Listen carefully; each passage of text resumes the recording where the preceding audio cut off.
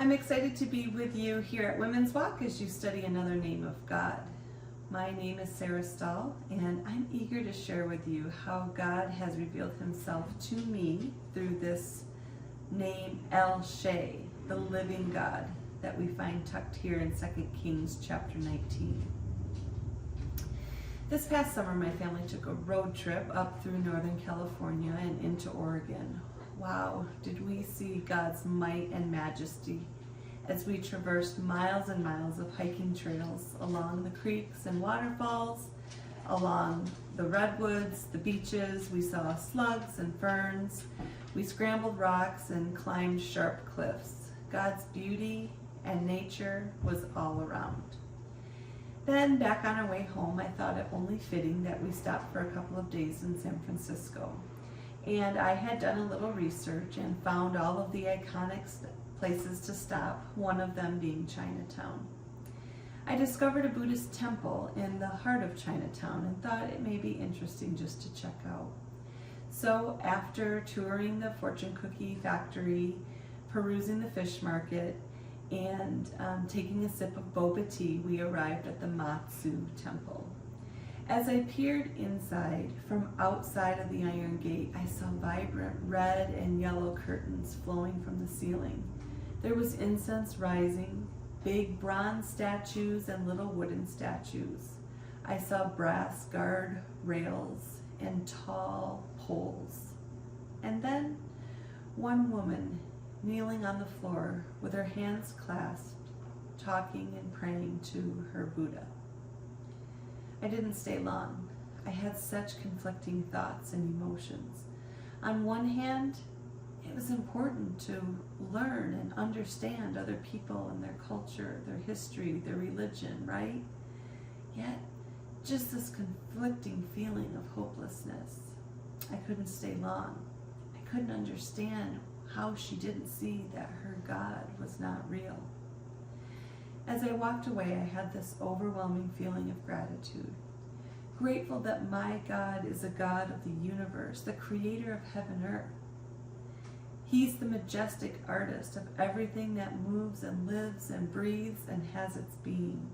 Grateful that my God is not made from wood or iron or gold, but that my God is living and active and always working, even when I can't see it. So here we are, now in the middle of Israel's story. 1st and 2nd Kings tells of two kingdoms that have slid into corruption and idolatry under the leadership of fickle kings and pressing culture. This cyclical, sinful nature of people continued to be wooed by the current trend and cultural norm. The Israelites were getting caught up in the ways of the world rather than in the fear of the Lord God. When things didn't go their way, they sought out answers and comfort in all the wrong places. Many of the stories tell of people becoming much like their evil rulers. Self-serving, cruel, power-hungry, and sexually perverse. God's people didn't see it coming, but collapse and captivity were right around the corner.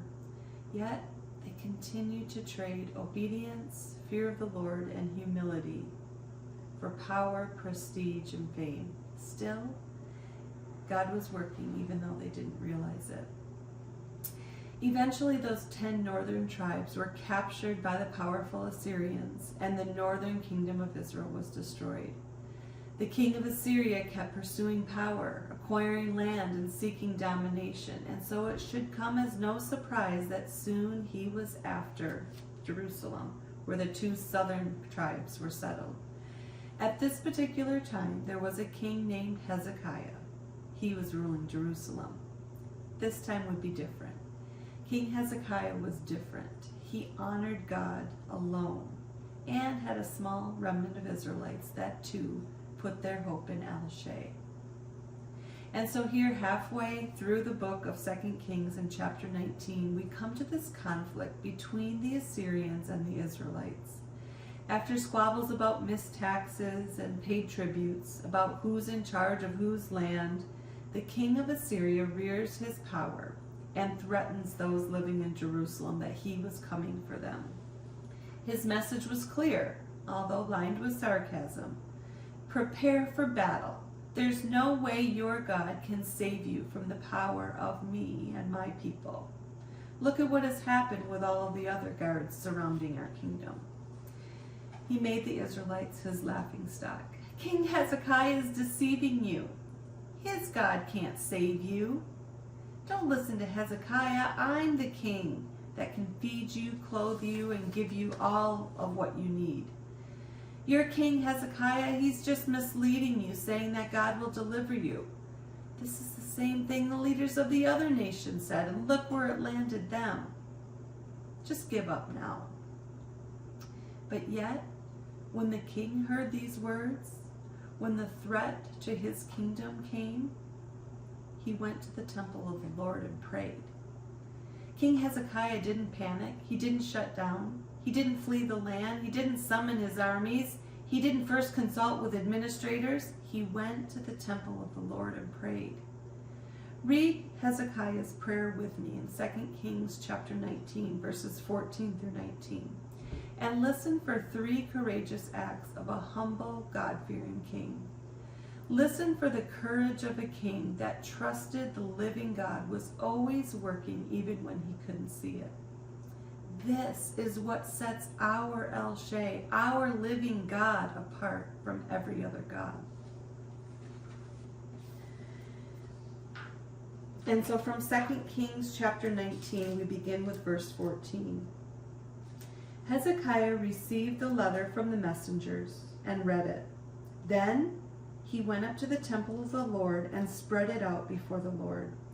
And Hezekiah prayed to the Lord, O Lord, God of Israel, enthroned between the cherubim, you alone are God over all the kingdoms of the earth. You have made heaven and earth.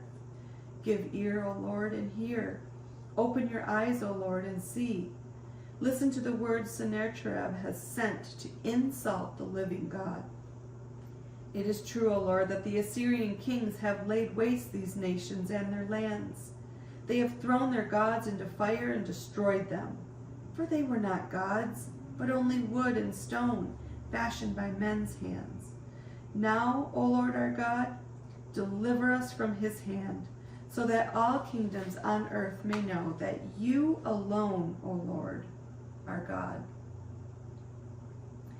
And then the verses immediately following testify that that very night an angel of the Lord went out into the camp and put to death 185,000 men in the Assyrian camp. Did you see it? Could you pick up on the courageous acts of King Hezekiah? The courage of a king to take his problem first to the living God and lay it before him. King Hezekiah was constantly aware of God's acts in the past, his interest in their daily personal life, and his hope and trust in the future. In his humility, he trusted God was always working, even when he couldn't see it yet. And then the courageous act of the king to sit in the presence of the living God, adoring and worshiping him before asking for a thing. He trusted that even though the situation seemed dire, being in the presence of the living God was the best place to dwell, because he trusted that God was working, even though he couldn't see it yet.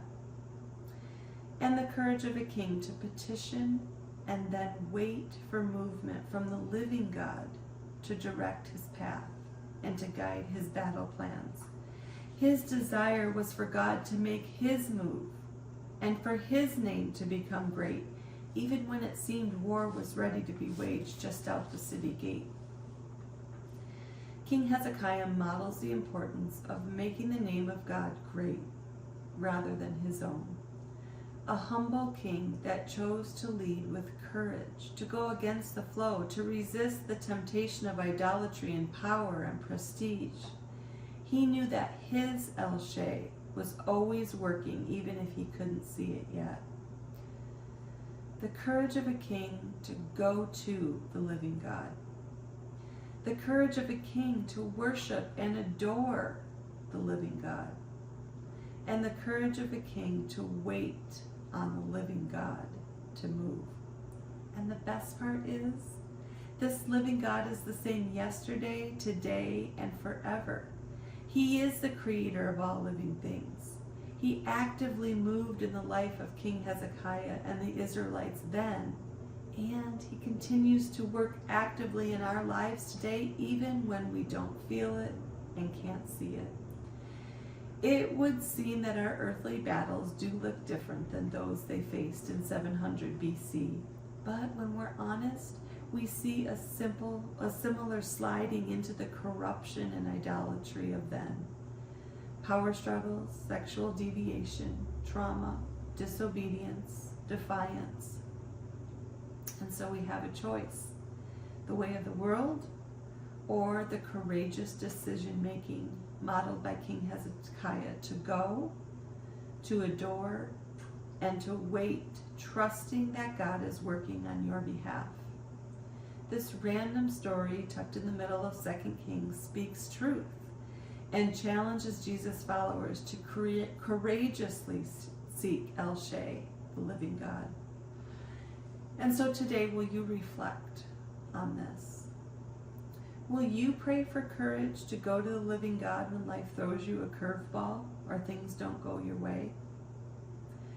Will you ask for courage to dwell in the presence of God while giving Him adoration and praise?